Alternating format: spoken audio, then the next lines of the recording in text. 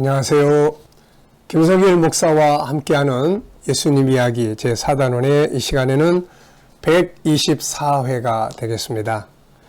자, 예수님의 계명, 첫 번째 계명, 살인하지 말라. 네, 10계명에서는 여섯 번째 계명이죠. 팔복, 그리고 소금과 빛, 사명에 이어서 계명의 중요성, 그 중에 첫 번째로 다루시고 있는 것이 살인입니다. 사람은 서로 사랑하고 평화롭게 살아야 되는데 죄가 온 이후로 사람은 서로 막 죽이고 이렇게 되죠. 그 죄는 참으로 무서운 것입니다. 사람은 다른 사람을 해야만 안 되잖아요.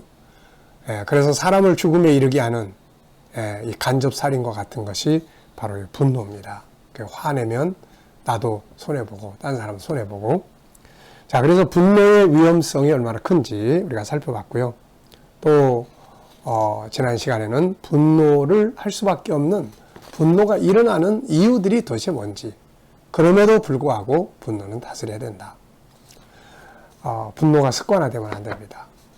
우리 아이들이 분노하는 법을 자꾸 익히면 참 문제가 커지죠. 어려서부터 벌써 분노를 조절을 못하게 되면, 그래서 이런 일이 생기면 빨리빨리 우리가 성품 교정이라든지 이빨 교정만이 아니라 그런 부분들을 서둘러서 이제 해야 되는 거죠. 우리 G7에서는 이런 문제들을 많이 다루고 있습니다. 그래서 분노에 대한 것을 좀 더 살펴보기를 원하시는 분들은 우리 인격성 안에 있는 우리 자유의 기능, 그 자유의 기능 속에서 심리 치료를 다루는 책이 몇 권 있습니다. 그 중에 하나는 이 분노를 어떻게 예방할 건지, 분노를 어떻게 다스려 갈 건지, 이런 부분들을 아주 많이 설명을 해놨으니까 참고할 수 있는 분들, 하고 원하는 분들은 참고하시면 되겠습니다. 자, 이 시간에는, 지난 시간에는 분노의 위험성, 그 다음에 분노가 일어나는 상황들을 이야기했어요. 그렇다면 이제 분노를 다스려야 되겠죠. 화가 날 수밖에 없지만, 그러나 이게 정당하다고 해도 분노가 가져오는 손해가 이만저만이 아니에요, 이게. 그래서 이걸 다스릴 수 있어야 됩니다. 자, 오늘 시간에는 분노를 다스리는 몇 가지 이유를, 이 내용들을 정리를 했습니다. 자, 먼저 첫 번째는 분노의 위험성을 인식을 해라. 분노의 위험성. 우리가 어떤 문제가 있으면 그게 얼마나 위험한 것인지를 일단 인식을 해야 돼요. 이걸 막 정당화하면 안 됩니다. 화내는 것, 네가 그러니까, 그렇지 않으면 뭐 내가 뭐 잘못됐는데, 이게 아니라 어떤 이유가 됐든 화를 내는 것은 위험하다 하는 것을 우리가 인식하는 게 참 중요합니다. 이것 때문에 평생 후회할 일들이 너무 많이 생겨요. 이 화를 확 내는 것 때문에. 그래서 분노가 얼마나 자기 자신의 문제도, 지난 시간에 우리 이야기했죠. 분노가 가져오는 결과 4가지. 첫째는 관계가 파괴돼 버려요. 살인도 이루어지고, 자기가 병들어요. 뇌가 쪼그라진다고 그러잖아요. 그리고 자기 삶에 망가져요. 그리고 하나님의 뜻을 이루지 못합니다. 이런 것들을 우리가 막 열심히 할 필요 없잖아요, 이거. 자, 그래서 위험성을 우선 인식하고 사는 게 중요하다. 그 다음에 이제 두 번째는 순간에 끓어오르는 분노, 이걸 다스리는 훈련을 잘 해야 돼요. 그래서 통상 15초면 그 분노의 핵이 지나간답니다, 이게. 그러니까 화가 팍 치밀어올 때 15초만 호흡을 하는 거죠.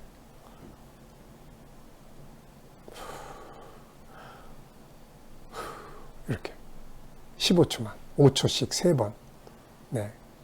그러면 핵이 확 지나가고 분노의 뒤에 것들이 남으니까 다스리기가 쉽다는 거죠. 이때 이제 필요한 게 뭐냐면은 심호흡 하는 거예요. 심호흡. 숨을 들이마시고 또 내보내고. 네, 이런 훈련이 좀 필요해요. 그 다음에 저는 이제 잠깐 기법이라는 거를 좀 만들어 봤어요. 화가 날 때 잠깐 막 튀어나가려고 그럴 때 잠깐, 속으로 잠깐 기다려, 잠깐. 네, 이런 것도 자기 나름대로의 방법을 만들면 되죠. 그 다음에 그 순간에 딴 생각하는 거예요. 딴 생각. 그리고 자리를 잠깐 밖으로 옮기는 거예요. 거기 있으면 계속 화나니까. 그리고 자기의 좋은 점, 장점도 생각해보고 그렇게 해보는 거죠. 그래서 순간 감정을 다스리는 훈련을 열심히 해봐라. 화내봐야 자기만 손해니까 결국은. 세 번째는 지속시키지 말라는 거예요. 화나는 감정을 지속시키지 마라.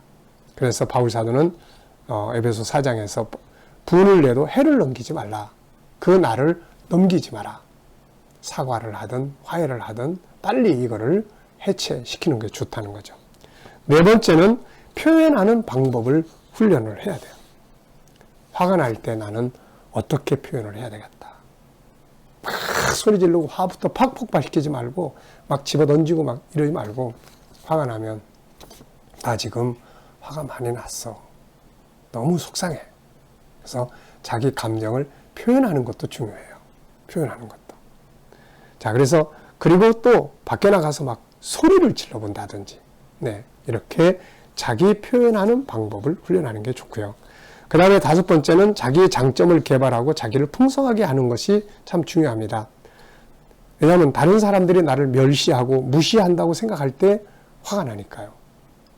그까짓 것도 못하고 네가 일한 게 뭐 있다고 월급 받고 막 이런 이야기 하면 막 엄청 화나잖아요. 이거. 그럴 때 무슨 소리야. 난 이런 장점이 있는 사람인데 몰라서 그렇지. 그러면 이게 방어가 되는 거예요. 그래서 자기 장점을 개발하고 자기를 풍성하게 하는 게 좋습니다. 여섯 번째는 온유와 겸손, 화평, 그러니까 화를 안 내게 만드는 말씀들을 자꾸 암송하는 게 좋아요. 잠언 12장 16절 미련한 자는 당장 분노를 나타내거리와 슬기로운 자는 수욕을 참느니라. 이런 말씀을 암송을 하면 아유, 난 미련한 자가 싫어. 그래서 분노를 다스리게 되죠. 14장 17절 노하기를 속히 하는 자는 어리석은 일을 하는 자다. 네. 15장 18절 분을 쉽게 내는 자는 다툼을 일으킨다. 16장 32절 노하기를 더디하는 자가 용사보다 낫다. 이런 말씀들을 한두 말씀이라도 암송을 해서 화가 날 때 그거를 다 적은 말씀을 꺼내보든지 생각 속에서 꺼내서 암송해보든지 그러면 도움이 될 수가 있어요. 그 다음에 일곱 번째는 이제 마음을 좀 비우는 게 좋습니다. 왜냐하면 자기 기대대로 안 될 때 막 화가 나니까 세상에 자기 기대대로 되는 일은 없어요. 이거는 우리가 마땅히 고쳐야 될 부분이에요. 자식이든 뭐 가족이든 동료든 이웃이든 네. 내가 기대했는데 기대만큼 안 되면 화가 나잖아요. 이렇게. 그래서 마음을 좀 비우고 사는 게 좋아요. 그래, 그럴 수 있지 뭐. 그래, 너의 모습은 그게 너의 참 모습이야. 그거 자체를 내가 인정해야지. 네, 마음을 비우는 거예요. 여덟 번째는 불을 끄는 언어들을 사용할 줄 알아야 돼요. 막 화가 날 때, 또 상대방이 화를 낼 때 불을 끄는 언어. 막 불에다 기름 붓는 언어들이 있어요. 넌 뭘 잘했다고 그래. 그래, 끝장내자. 막 이러면은 기름에다 막, 불에다 기름 붓는 거죠. 이때 불을 끄는 언어들을 사용해야 되는데 그 끄는 언어가 뭐냐면 미안해. 사과하는 말들이에요. 미안해. 죄송해요. 제가 좀 어리석은 것 같아요. 그리고 상대를 존중히 여겨주는 말, 상대방을 이해하는 말, 그럴 수 있겠습니다. 제가 경솔했네요. 이런 말들은 불을 끄는 말이에요, 이게. 우리가 사무엘상 25장인가요? 거기를 보면은 뭡니까? 그 다윗이 나발이라는 사람에게 자기 식구들이 먹을 음식을 좀 구했죠. 왜냐하면 광야에서 그 나발의 양들을 보호한 적이 있기 때문에. 근데 가서 그 이야기를 했더니 나발이 그냥 미련한 사람이잖아요. 그런 그야말로 소속이 어딘지도 모르는 이런 존재들에게 내가 왜 그런 일을 해야 되냐 그러고 쫓아보냈어요. 자, 다윗이 그 말을 듣고 보고를 들으니까 얼마나 화가 납니까? 다 죽이려고 이제 가고 있는데 그 나발의 부인 아비가일이라는 여인이 그 소리를 듣고 부랴부랴 막 음식 챙기고 해가지고 왔죠. 와서 이제 다윗의 분노를 가라앉힙니다. 그때 그가 사용하는 말들을 보면은 다윗을 굉장히 높여주는 말들을 해요. 존중히 여기는 말들을 합니다. 다윗이 분노가 다 가라앉아가지고 나중에 여인이여 네가 지혜롭다. 오늘 너의 지혜가 피를 흘리지 않게 막았다. 이렇게 이야기하고 나중에는 결국 그의 아내까지 삼게 됐던 거죠. 불을 끄는 언어를 사용할 줄 알아야 됩니다. 그 다음에 아홉 번째는 상대방의 아픔을 생각하고 이해해 보려고 노력해야 돼요. 화를 낼 때 같이 화내지 말고 지금 마음이 많이 아픈가 보다. 그래서 용서하고 이해하고 포용하고 이런 것들이 필요한 거죠. 자, 그 다음에 10번째는 이제 생각하는 시간을 좀 갖는 게 좋아요. 내가 화를 내는 것이 과연 옳은가? 이 방법밖에 없는가? 이 분노가 어떤 결과를 가져올 것인가? 화를 낸 후에 후회하지 않을 자신이 있는가? 이런 것들을 한 번쯤 생각을 해보면 화를 자제하게 될 수가 있게 되는 거죠. 자, 그리고 이제 11번째는 성령의 도우심을 구해야 돼요. 주님, 화가 막 너무 나는데 주님 도와주세요. 그리고 주님 생각하고 십자가 생각하고 성령의 도움을 필요로 합니다. 자, 분노에서 이익될 건 하나도 없습니다. 가인은 분노하다가 동생을 죽이고 저주받았고, 노아는 술 취해 분노하다 자식을 죽이 저주했고, 모세는 분노하다가 애굽 사람을 죽이고, 그리고 나중에 미디안으로 도망을 가게 되고, 사울의 분노는 다윗을 죽이려고 하다가 스스로 몰락했고, 분노는 하나님의 뜻을 이룰 수가 없는 거죠. 대부분의 모든 일들은 분노를 참지 못해서 일어나는 일들입니다. 그러나 분노를 다스릴 줄 아는 자들은 실패하지 않고 오히려 존경받고 자기의 일을 성공하게 하는 거죠. 참 요셉 같은 인물은 화날 일이 많았어요. 형제들이 자기를 팔아먹었는데 얼마나 화가 나겠습니까? 근데 그걸 다스리고 살아요. 나중에 그 형제들을 다 포용합니다. 보디발 장군의 아내가 그에게 누명 씌워가지고 또 감옥에 내려보내네요. 얼마나 또 화나는 일입니까? 나중에 총리가 되고 난 다음에 징벌을 할 수도 있었을 텐데 그런 거 했다는 기록이 없는 것을 보면 요셉은 그걸 다 용서한 것 같아요.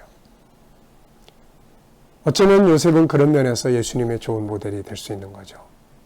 이삭도 창세기 26장을 보면은 주변 사람들이 와서 자기를 막 괴롭히고 쫓아내고 자기 우물에다가 흙 갖다 메꿔버리고 막 이런 행동들을 할 때 이삭도 거기서 분노하지 않아요. 그리고 온유함으로 화평의 사람으로, 그래서 이삭을 예수 그리스도의 모형이다 이렇게도 이야기를 합니다. 자, 여러분, 분노가 일어날 수밖에 없는 세상에 우리가 살고 있지만 분노는 유익될 게 아무것도 없습니다. 오늘도 짜증나고 속상할 때 한 번쯤 웃어보고 심호흡도 해보면서 분노를 잘 다스려 나가는 그런 승리의 날이 되시기 바랍니다. 이 시간 말씀 여기서 마치겠습니다. 감사합니다.